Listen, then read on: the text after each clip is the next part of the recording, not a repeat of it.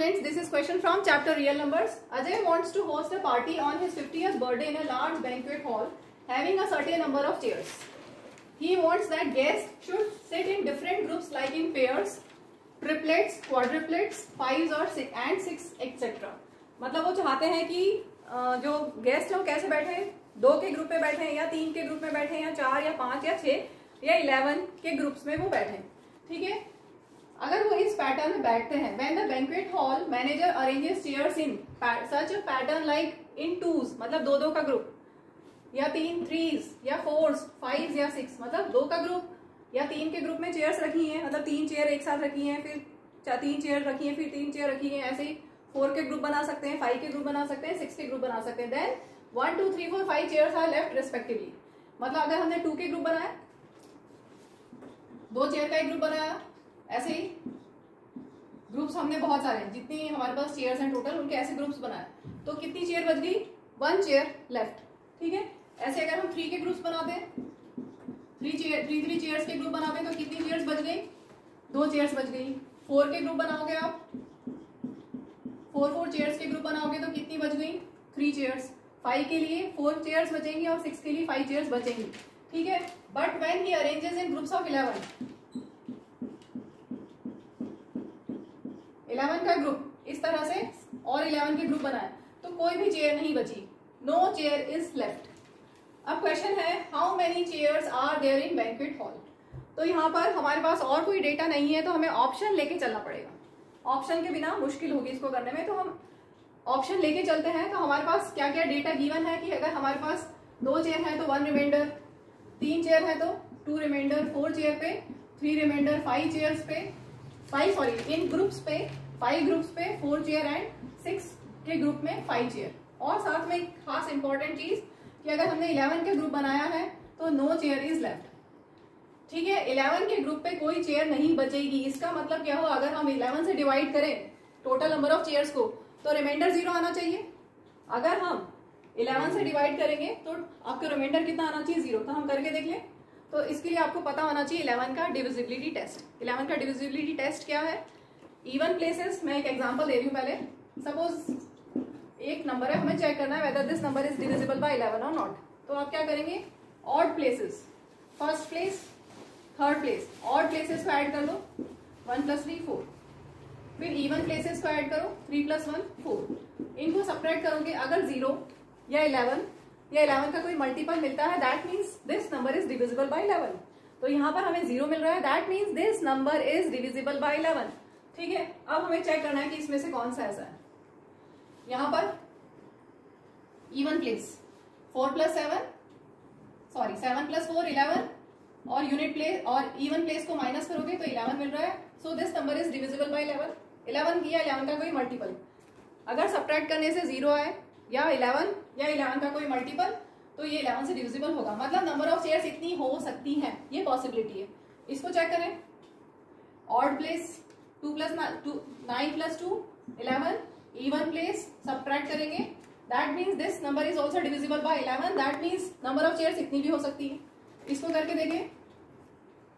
Even place पे 9 + 5 कितना हो गया? 14. और ऑड प्लेस पे 3 सब्ट्रैक्ट करेंगे, 11 आ रहा है. That means this number is also divisible by 11. That means इतनी चेयर्स भी हो सकती हैं. अब ये देखो, 9 + 1 10 -4 करेंगे तो 6 बचा. इसका मतलब ये तो पॉसिबिलिटी नहीं है. माइनस करने से 6 आया, that means this number is not divisible by 11. इसका मतलब ये तो होगा नहीं आंसर. अब इन तीनों में से क्या होगा वो हमें चेक करना है. तो 11 का हमने कर लिया डिविजिबिलिटी टेस्ट. अब हम और ये हमारे पास बहुत सारी चीजें हैं जिसे हम चेक कर सकते हैं. तो मैं 6 से चेक करती हूँ. पहले एक एक करके चेक करते हैं. अगर मैं 6 से करूँ चेक, तो रिमाइंडर कितना आना चाहिए? 6 से रिमाइंडर कितना आना चाहिए? 5. क्योंकि 6 से 5 रिमाइंडर आएगा धीरे धीरे. 6 से डिविजिबिलिटी डिवाइड करके देखते हैं, रिमाइंडर कितना आना चाहिए? 5 चेयर्स बचनी चाहिए. तो 6 से हम इन तीनों को करके देखते हैं. 4 0 7 2 0 9 5 39. 6 से डिवाइड करते हैं सबको. अगर 5 आ रहा है रिमाइंडर, इसका मतलब उतनी नंबर ऑफ चेयर्स हमें मिल जाएंगी. ठीक है, 6 36 सब्ट्रैक्ट करेंगे 4, ऊपर से 7 लिया, 6 7 42, रिमाइंडर 5. तो यहाँ तो रिमाइंडर 5 आ रहा है, इसका मतलब ये ऑप्शन तो सही हो सकता है, ये ऑप्शन सही हो सकता है। 6 से करके देखेंगे, 6 3 18, 29, 6 4 24, रिमाइंडर 5, इसका मतलब ये ऑप्शन भी हो सकता है। इसको 539 को करके देखें, 6 8 48,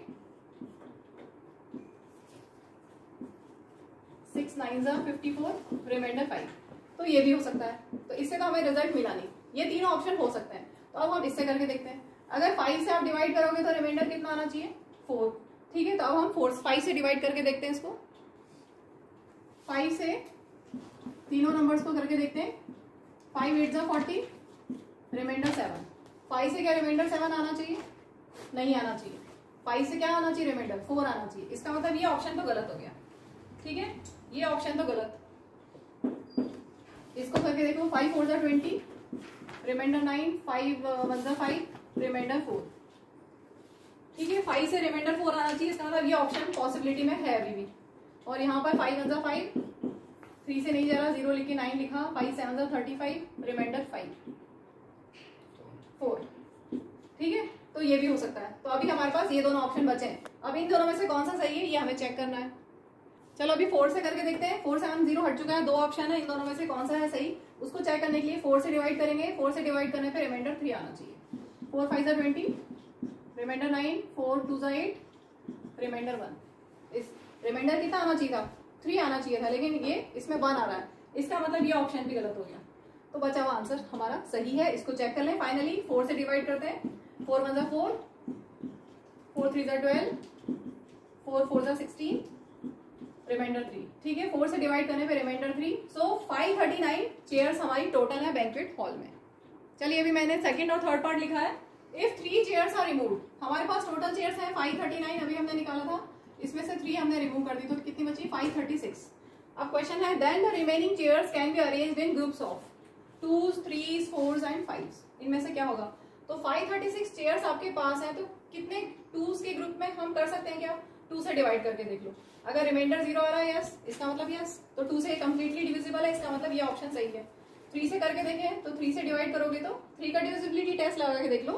इन तीनों को प्लस करने से जो नंबर आएगा that should be divisible by 3। कितना आ रहा है, 5 + 3 8, 8 + 6 14, तो 14 इज नॉट डिविजिबल बाय 3, इसका मतलब ये तो नहीं होगा, ठीक है। इसमें 2 आंसर आ रहे हैं, ध्यान रखना।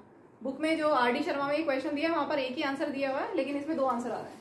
और अगर हम 4 के ग्रुप में अरेंज करें, 4 से डिविजिबल है, 4 का डिविजिबिलिटी टेस्ट क्या होता है, लास्ट के 2 number should be divisible by 4, तो ये नंबर 4 से डिविजिबल है, इसका मतलब 4 के ग्रुप में भी हम अरेंज कर सकते हैं। और 5 के ग्रुप में नहीं कर सकते, क्योंकि 5 से डिविजिबल नहीं है, ठीक है। सो 2s एंड 4s के ग्रुप में आप अरेंज कर सकते हो। Next part, if 1 chair is added, मतलब अब आपके पास चेयर्स हो गई 540, 539 थी ना, उसमें एक ऐड कर दी 540। Then the total number of chairs can be arranged in groups of 540 को हम 2s के ग्रुप में अरेंज कर सकते हैं क्या, यस, क्योंकि वो 2 से डिविजिबल है। 3 के में कर सकते हैं, यस, क्योंकि ये 3 से डिविजिबल है। और 4 के में भी कर सकते हैं, क्योंकि ये 4 से डिविजिबल है। तो इसके 3 आंसर है, ठीक है। अब हम करते हैं नेक्स्ट पार्ट। चलो अब हम कर रहे हैं नेक्स्ट पार्ट।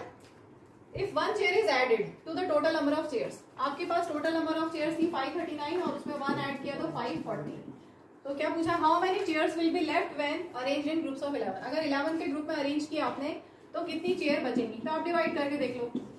11 4 44, 11 9 99, रिमाइंडर 1 आ रहा है, मतलब एक चेयर बच जाएगी अगर आप 11 के ग्रुप्स में अरेंज करेंगे तो, ठीक है। इसके बाद how many chairs will be left in the original arrangement. Original arrangement का मतलब हो गया आपके पास कितनी चेयर्स है, 539 chairs. If some number of chairs is arranged in groups of 9s, अगर आप 9 के ग्रुप में अरेंज करो, 9 के ग्रुप में अरेंज करो तो कितनी चेयर बच जाएंगी, डिवाइड करके देख लेते हैं। जो रिमाइंडर है उतनी चेयर बच जाएंगी।